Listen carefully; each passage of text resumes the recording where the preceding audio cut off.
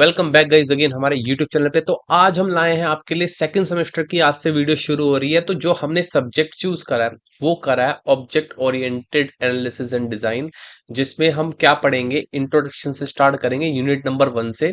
तो हमारे second semester के सारे सब्जेक्ट धीरे धीरे करके आएंगे, बट इस बार जो है हम डिफरेंट फॉर्मूला यूज करेंगे, क्योंकि बच्चों को काफी प्रॉब्लम आती थी। क्या प्रॉब्लम आती थी? जो हमने पिछली जितनी भी यूनिट्स डाली है, तो उन यूनिट में क्या होता था, एक यूनिट कम से कम 1-1.5 घंटे की होती थी, और अगर उनको कोई पर्टिकुलर टॉपिक पढ़ना होता था तो उस टॉपिक के अंदर उनको पढ़ने में प्रॉब्लम होती थी। तो इस बार हम क्या करेंगे, हम हर एक टॉपिक की पहले अलग अलग वीडियो बनाएंगे और सेपरेट सेपरेट उनको पब्लिश करेंगे। देन हम क्या करेंगे, उन सभी को कंबाइन करेंगे, एक कंप्लीट यूनिट बनाएंगे और फिर उसको हम पब्लिश करेंगे। जिससे क्या बेनिफिट होगा, अगर आपको कोई पर्टिकुलर टॉपिक पढ़ना है तो आप सिंपल टॉपिक को सर्च करो, आपको वो टॉपिक मिल जाएगा और वहां से आप उसको पढ़ सकते हो। ठीक है। पहले हमारे साथ एक प्रॉब्लम आती थी, क्योंकि पूरी वीडियो 1-1.5 घंटे की वीडियो देखने में काफी प्रॉब्लम होती थी, उसमें ढूंढने में काफी प्रॉब्लम होती थी कौन सा टॉपिक कहां पर है। तो इस बार जो है हम थोड़ा डिफरेंट मेथड फॉलो करेंगे। मतलब हम क्या करेंगे, इसके अंदर जितने भी हैं सारे टॉपिक वाइज वीडियोस बनाएंगे, उनको एक एक करके पब्लिश करेंगे। देन हम कंबाइन करके एक यूनिट बनाएंगे और उसको पब्लिश करेंगे। ठीक है।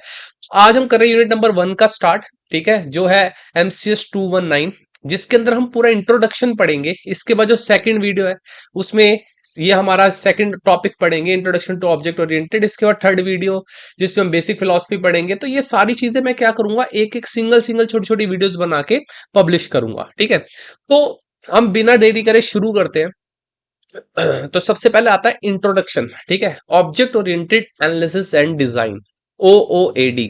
तो पहले हमें ये पता होना चाहिए कि OOAD है क्या। ठीक है, चलो एक एग्जांपल से समझते हैं। ठीक है, जब भी हम कोई सॉफ्टवेयर डेवलप करते हैं, जैसे आप लाइफ साइकिल आपको पता होगा सॉफ्टवेयर डेवलपमेंट का, कि सॉफ्टवेयर कैसे डेवलप करा जाता है, थोड़ा सा लाइफ साइकिल के बारे में भी पढ़ेंगे। ठीक है, तो OOAD होता क्या है, बेसिकली ये एक टेक्निक है जिसके अंदर हम क्या करते हैं, पूरे प्रोग्राम को, पूरे सॉफ्टवेयर को छोटे छोटे ऑब्जेक्ट्स में कन्वर्ट करके देन डेवलपमेंट करते हैं। ठीक है, सॉफ्टवेयर डेवलपमेंट लाइफ साइकिल होता क्या है, पहले इसको थोड़ा समझ लो, उसके बाद आपको इसका बहुत अच्छे से आइडिया हो जाएगा। ठीक है, तो सबसे पहले हम समझते हैं सॉफ्टवेयर डेवलपमेंट लाइफ साइकिल क्या होता है। ठीक है, जब भी हमें कोई सॉफ्टवेयर डेवलप करना होता है तो हम क्या करते हैं, सबसे पहले हम रिक्वायरमेंट लेते हैं, क्लाइंट से क्या करेंगे, रिक्वायरमेंट लेंगे। उसके बाद हम क्या करते हैं, उसकी डिजाइनिंग करते हैं। ठीक है, उसको एक प्रोटोटाइप टाइप हम डिजाइन करते हैं। देन हम, जब हमारा डिजाइन फाइनल हो जाता है, देन हम डेवलपमेंट करते हैं। उसके बाद हम क्या करते हैं, टेस्टिंग करते हैं। देन हम उसको डिप्लॉय कर देते हैं और देन उसकी मेंटेनेंस का काम प्रॉपर चलता रहता है। ठीक है, तो ये हमारा जो है प्रोसेस होता है। अब सॉफ्टवेयर डेवलपमेंट में ऑब्जेक्ट ओरिएंटेड कंसेप्ट कहां से आया, किसने शुरुआत करी, कैसा हुआ, ऑब्जेक्ट ओरिएंटेड कैसे स्टार्ट हुआ, ये सारा हम पढ़ेंगे आगे। बट पहले आपको ये समझना है कि ऑब्जेक्ट क्या होते हैं और क्लासेस क्या होती हैं। ठीक है, तो जब भी हम ऑब्जेक्ट और क्लासेस की बात करते हैं तो ध्यान से समझना। जैसे क्लास आपका क्या होता है, एक ब्लूप्रिंट होता है। सपोज ये कार एक आपकी क्लास है। ठीक है, जिससे आप मल्टीपल कार्स को बना सकते हैं, मतलब मल्टीपल अलग अलग कलर्स की, अलग अलग ब्रांड की कार्स आप बना सकते हैं। कार सिर्फ आपका क्या है, एक ब्लूप्रिंट है। मतलब उस कार का एक स्कीमा, एक ब्लूप्रिंट है कि कार कैसे बनती है। सॉरी। तो सपोज ये कार है, कार की क्लास है, तो इस क्लास से जो ये मैं कार्स बना रहा हूं, ये आपके क्या है, ऑब्जेक्ट्स है। क्या है ये, ऑब्जेक्ट्स है। अब ऑब्जेक्ट होते क्या है, रियल वर्ल्ड एंटिटीज होती है। ठीक है, जैसे आपने मान लो एक क्लास बना ली, मान लो बुक की क्लास बना ली। ठीक है, और उससे डिफरेंट डिफरेंट आप बुक्स बना रहे हो। ठीक है, तो ये आपका क्या है, क्लासेस और ऑब्जेक्ट्स है। ठीक है, सपोज ये आपकी एक कार क्लास है। अब इससे हमने क्या करें, एक ये कार बनाई जिसका कलर जो है रेड है, फोर्ड कंपनी की है, और उसका नाम है मस्टैंग। तो ऐसे करके हम डिफरेंट डिफरेंट क्लासेस बना सकते हैं, जैसे ब्लू है कलर, टोयोटा है, और ये PS। तो ये इसी तरीके से हम क्या बना सकते हैं, अलग अलग ऑब्जेक्ट्स बना सकते हैं एक पर्टिकुलर क्लास से। ठीक है, तो ऑब्जेक्ट ओरिएंटेड कहां से आया, देखो सॉफ्टवेयर को डेवलप करने के वैसे दो मेथड होते हैं। एक होता है फंक्शन बेस्ड प्रोग्रामिंग, एक होता है ऑब्जेक्ट ओरिएंटेड प्रोग्रामिंग। आपने पढ़ा ही होगा ऑब्जेक्ट ओरिएंटेड के बारे में, जिससे हम क्या करते हैं, क्लासेस और ऑब्जेक्ट बनाते हैं। फंक्शन बेस्ड हम नॉर्मली यूज करते हैं, हम क्या करते हैं, पूरे सॉफ्टवेयर को छोटे छोटे फंक्शंस में डिवाइड करके देन हम इंडिविजुअल फंक्शंस को बनाते हैं। ठीक है, उसके बाद हम क्या करते हैं, डेवलपमेंट शुरू करते हैं। लेकिन ऑब्जेक्ट ओरिएंटेड में हम क्या करते हैं, पूरे स्ट्रक्चर को छोटे छोटे ऑब्जेक्ट्स में डिवाइड करते हैं कि कौन कौन से ऑब्जेक्ट बनेंगे, किस ऑब्जेक्ट का किससे क्या रिलेशन होगा, क्या क्या डेटा टाइप्स हम यूज करेंगे, ये सारी चीजें हम क्या करते हैं, इसमें डिस्कस करते हैं। ऑब्जेक्ट ओरिएंटेड में ये सारी चीजें डिस्कस करने के बाद डेवलपमेंट होती है। ठीक है, एग्जाम्पल आप ऐसे समझो, सपोज आपको अपना घर बनवाना है। क्या बनवाना है? घर बनवाना है। और घर को बनवाने के लिए आप क्या करोगे? आप एक आर्किटेक्ट ढूंढ के लाओगे मार्केट से, है ना। आर्किटेक्ट क्या करता है? आर्किटेक्ट का काम क्या होता है? वो आपके घर का एक नक्शा बनाता है। क्या बनाता है? सॉरी, एक नक्शा बनाता है। और उस नक्शे के अंदर हम क्या कर रहे हैं, हमें करना क्या है, जैसे आर्किटेक्ट आपका नक्शा रेडी करेगा, देन आप उसको उसके बाद बनवाना शुरू करते हो। ठीक है, object oriented analysis and design में हम क्या करते हैं, हम बेसिकली नक्शा बनाते हैं। ठीक है, हम नक्शा बना के रेडी करते हैं, मतलब कोडिंग स्टार्ट नहीं करते, हम सिर्फ उसका एक डिजाइन बनाते हैं, एक पैटर्न बनाते हैं। ठीक है, तो नक्शा बनाते हैं, और नक्शा बनाने के बाद हम क्या करेंगे, उसके बाद जब वो फाइनल होगा, देन हम डेवलपमेंट शुरू करते हैं। ठीक है, तो इस वाले पार्ट में ऑब्जेक्ट ओरिएंटेड मॉडलिंग जो है आपका, इसके अंदर हम कोडिंग नहीं करते, हम सिर्फ क्या करते हैं, ऑब्जेक्ट्स की मॉडलिंग करते हैं, मतलब उनका स्ट्रक्चर तैयार करते हैं। ठीक है, हमारे पास बहुत सारे सॉफ्टवेयर्स होते हैं जिनके अंदर हम ये स्ट्रक्चर्स रेडी करते हैं, और उसी के बिहाफ पे डेवलपमेंट करी जाती है किसी भी लैंग्वेज में। देखो, लैंग्वेज कोई मैटर नहीं करती, यहां तक लैंग्वेज कोई मैटर नहीं करती, कोई भी ऑब्जेक्ट ओरिएंटेड लैंग्वेज उठाओ और उससे काम करना शुरू करो। ठीक है, तो चलो पहले थोड़ा सा पढ़ लेते हैं। ठीक है, इंट्रोडक्शन टू ऑब्जेक्ट ओरिएंटेड है क्या। OOAD is a way to create software using object oriented concept. एक ऐसा वे है जिससे हम क्या कर सकते हैं, सॉफ्टवेयर डेवलप कर सकते हैं। ठीक है, it give us many option to solve problem, allow flexibility to find the best solution, requirements are what the system must do to work correctly. ठीक है, तो सिंपल से हम क्या करते हैं, रिक्वायरमेंट लेते हैं।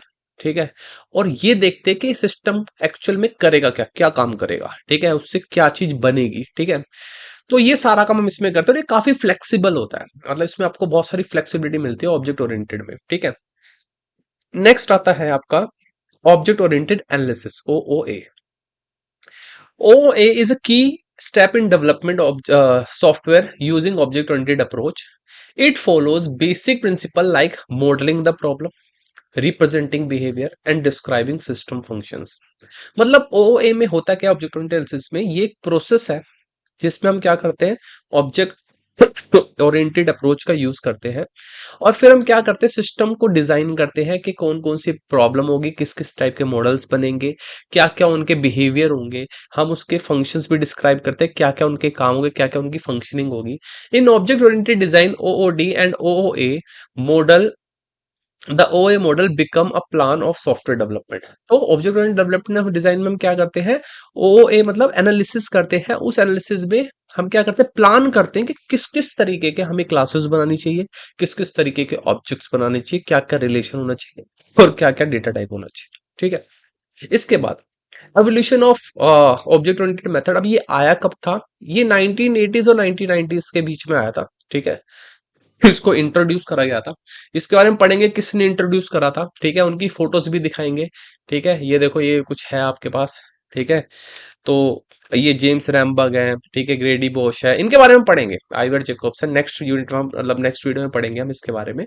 तो ये सारी चीजें हम इसके अंदर पढ़ेंगे, बाद में पढ़ेंगे। तो अभी हम ये समझ रहे हैं सिंपल, ये 1980s और 1990s के बीच में आया था, mainly for graphical user interface. मैंने बताया था ना कि इसमें कोडिंग नहीं होती, सिर्फ एक यूआई होता है, एक डिजाइन आपको क्रिएट करना होता है, जैसे आर्किटेक्चर एक नक्शा क्रिएट करता है दुकान मकान का, उसी तरीके से आप यहाँ पर एक सिस्टम बना सकते हैं। ठीक है, the basic idea is to model software system as group of cooperating object within a class hierarchy. ठीक है, मतलब क्या करते हैं, ग्रुप करते हैं, और सभी को मिला के पूरा हमारा सॉफ्टवेयर बनता है, मतलब काफी सारे क्लासेस फंक्शंस को मिला के हमारा पूरा सॉफ्टवेयर क्रिएट होता है। ठीक है, अब इस यूनिट में क्या क्या पढ़ेंगे, इस यूनिट पढ़ेंगे, this unit we will cover the basic object oriented notation principles, ये सारी चीजें पढ़ेंगे।